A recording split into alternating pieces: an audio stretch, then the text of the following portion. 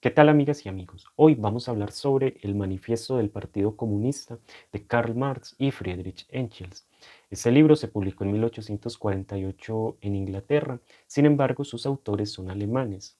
Es un libro que a lo largo de la historia ha generado controversia, porque genera opiniones divididas, por un lado quienes lo alaban y por el otro quienes lo vituperan.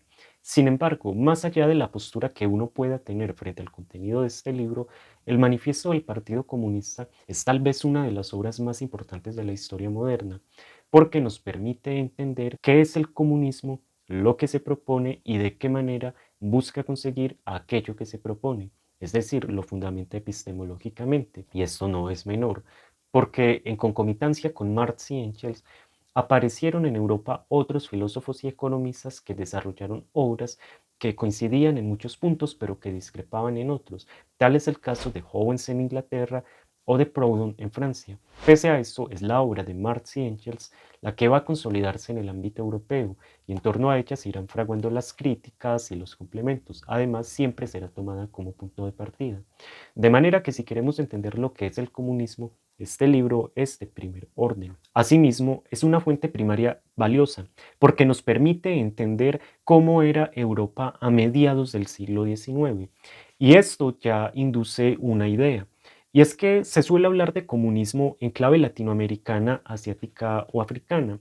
Sin embargo, cuando se mira el comunismo en la especificidad de alguno de estos territorios, hay que tomar en cuenta otros factores. La obra de Marx y Engels no es suficiente en sí misma para entender el comunismo en estos territorios, porque ellos conocieron un mundo europeo con unas características y con un desarrollo histórico particular, y sobre ese mundo reflexionaron y también sobre ese mundo basaron su tesis. Y Engels pudo notar esto.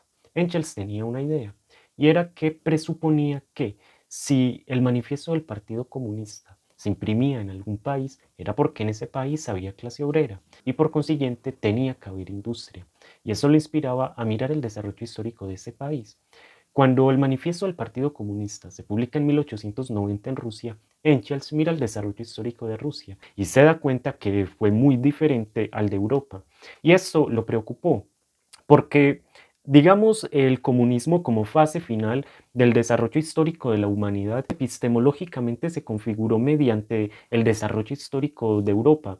Y al ver que hubo otro desarrollo histórico en el cual era proclive el comunismo, pues Engels pensó incluso en modificar algunas partes del libro o agregarle algunos aspectos. Pero como Marx ya había fallecido, él dijo que si lo hacía, pues era una forma de transgredir su memoria. Entonces, más bien lo que dijo fue que si eventualmente en Rusia se alcanzaba el comunismo, Rusia iba a demostrar otra vía posible diferente a la europea para lograr el comunismo. Esas dos vías que conducen al comunismo responden a que el comunismo es suscrito en esta obra como la etapa final del desarrollo humano, y la vía implícita en este libro es la de Europa. La vía es el desarrollo histórico de Europa, y para poder entenderlo vamos por partes. Los autores postulan que el desarrollo histórico de Europa está determinado por un hilo conductor, y ese hilo conductor es que, sin importar el momento de la historia que se mire, va a haber una lucha de clases entre explotadores y explotados. Esa lucha de clases es el orden social, pero el orden social también tiene intrínsecas una serie de ideas que son producidas por la clase explotadora o dominante, que las construye para garantizar sus privilegios. Entonces, ese es el orden social. Pero el orden social, a su vez, es generado por el modo de producción. El modo de producción podemos entenderlo como los avances técnicos y tecnológicos orientados al fomento de la manufactura de bienes materiales. Entonces, el modo de producción, para poder desarrollarse, propicia un orden social. Y a medida que sigue desarrollándose, el orden social que ya había generado empieza a ser obsoleto. Entonces configura un nuevo orden social que le va a garantizar su desarrollo. Y de esta manera la humanidad va en evolución, que es una visión lineal de la historia. El Manifiesto del Partido Comunista es un libro sucinto, por eso no vamos a encontrar en él todo el desarrollo histórico del mundo europeo. sino que vamos a encontrar dos momentos históricos puntuales, el presente de ellos, es decir, la Europa de mediados del siglo XIX, que denominan como moderna sociedad burguesa, y el momento inmediatamente anterior, que es el del feudalismo. Ellos van a decir que durante el feudalismo, la clase explotadora o dominante era la aristocracia, pero que la aristocracia, en vez de fomentar el desarrollo del modo de producción, lo estaba entorpeciendo. Entonces dicen que aparece la burguesía y desplaza a la aristocracia del poder económico y político para consolidar las dinámicas que van a fomentar el desarrollo del modo de producción. Esto alude a las revoluciones burguesas que Europa experimentó entre finales del siglo XVIII e inicios del XIX, revoluciones burguesas que lograron consolidarse con la revolución industrial. Estas revoluciones burguesas y la revolución industrial lo que permitieron fue que Europa empezara un momento de crecimiento urbano. Empezaron a aparecer grandes ciudades donde habían industrias. Y estas industrias eran pertenecientes a grandes empresarios capitalistas y a su vez funcionaban con mano de obra, que es la clase obrera o proletariado. También empiezan a aparecer el ferrocarril, el barco a vapor para poder distribuirse los bienes materiales manufacturados. En este contexto, el poder económico de los países en Europa va a estar determinado por su capacidad de producción. Por eso podemos ver un mapa de Europa de mediados del siglo XIX y ver países que territorialmente son muy pequeños y sin embargo tienen mucha influencia. Y esta influencia se debe a la capacidad de producción de esos países. Durante el feudalismo, es decir, el momento histórico anterior a la moderna sociedad burguesa, la producción era desarrollada por gremios de artesanos. Sin embargo, cuando ya la capacidad de los países o el poder de los países estaba determinado por el modo de producción, pues tuvieron que aparecer industrias para producir en masa, lo cual los gremios de artesanos no podían satisfacer. Por eso ese orden quedó obsoleto y aparecieron las grandes industrias. Pero ¿qué van a decir también los autores? Que la burguesía, al consolidar estas dinámicas para el avance del modo de producción, también va a consolidar aquellos elementos que a posteriori van a determinar su fin. Y esos elementos son dos. En primer lugar, el proletariado. El proletariado aparece cuando aparecen las industrias porque son quienes las mantienen en funcionamiento, es decir, el obrero, el trabajador.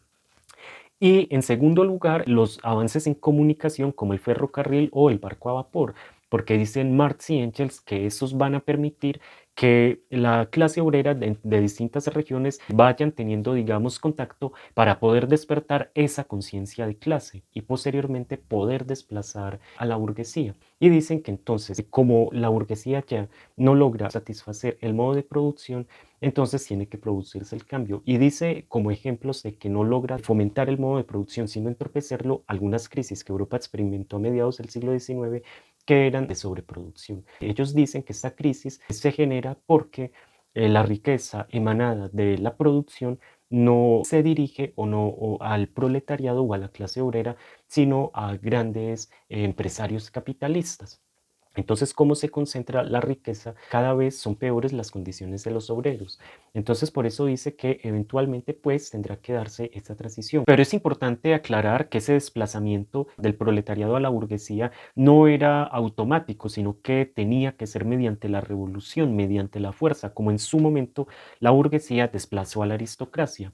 Es por eso que Marx y Engels discrepaban y vituperaban otros autores socialistas del momento como Owens o como Proudhon, que abogaban porque era necesario, en vez de ese desplazamiento, darle más derechos y mejorar las condiciones de vida de los obreros. El manifiesto del Partido Comunista consta de 4 capítulos. En el primero se explica el desarrollo histórico, el modo de producción y el orden social. En el segundo se dan algunas definiciones como lo que es un comunista, que es básicamente aquel que representa o que vela por los intereses del proletariado, que es un obrero, que es básicamente el individuo explotado, que solamente del capital obtiene lo necesario para recobrar sus fuerzas, para volver a la producción. Y también se dan algunas respuestas, algunas críticas que la burguesía le hace al comunismo. Una de ellas es que acusa al comunismo de que va a acabar la religión, la familia, la educación, el derecho, la filosofía, y frente a esto Marx y Engels decían que esas ideas cambiarían porque fueron instauradas por la burguesía para poder, digamos, fundamentar como su orden social. Cuando el orden social se revirtiera, que ya daría paso a la fase final del desarrollo, es decir, cuando el proletariado desplazara a la burguesía, se iba a alcanzar el comunismo, que ya era la fase final del desarrollo. Entonces, cuando se diera esa fase final, las ideas cambiarían. El tercer capítulo es una crítica a otros autores socialistas que, como ya lo dije, abogaban más por mejorar las condiciones de los obreros que por una revolución. Y el último capítulo, que es muy sucinto, básicamente va a decir que los comunistas de cada país van a tener que actuar de acuerdo al momento del desarrollo histórico en que esté ese país. Por ejemplo, en el caso de Alemania, donde según Marx y Engels, todavía la aristocracia era muy poderosa, el proletariado tendría que actuar en concomitancia con la burguesía para desplazar a la aristocracia. En este sentido, el manifiesto del Partido Comunista no sataniza a la burguesía. De hecho, la ve como un momento importante en el desarrollo histórico, pero un momento que tendrá que desaparecer eventualmente.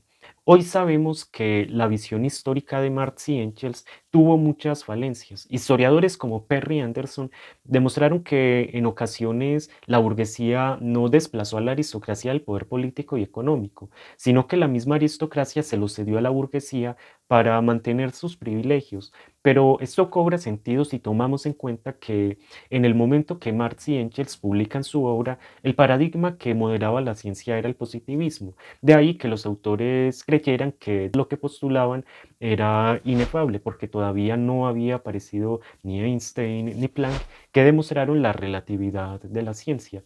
Y si la mirada histórica de estos autores tuvo muchas falencias, también lo tuvo sus vaticinios. Hoy podemos ver que los vaticinios de Marx y Engels, a diferencia de, por ejemplo, las obras de ficción de Julio Verne, no tuvieron tanto acierto, porque de hecho vemos que en ocasiones el mismo discurso católico, el mismo discurso cristiano se vinculó con ideas comunistas, como el caso de Camilo Torres, y aunque eso es latinoamericano, pues Camilo Torres tuvo influencia durante su formación en Bélgica. Para finalizar, el manifiesto del Partido Comunista es un libro sucinto, que en comparación con El Capital o La Sagrada Familia es simple, pero no por eso es un libro fácil de leer, es un libro demandante, sobre todo porque hay que conocer procesos propiamente europeos del siglo XIX, pero esos procesos fue lo que vimos acá, la industrialización, el crecimiento urbano, los medios de comunicación y el ascenso de las burguesías, que se gestó a la luz de las revoluciones burguesas de finales del siglo XVIII e inicios del XIX, como la Revolución Francesa.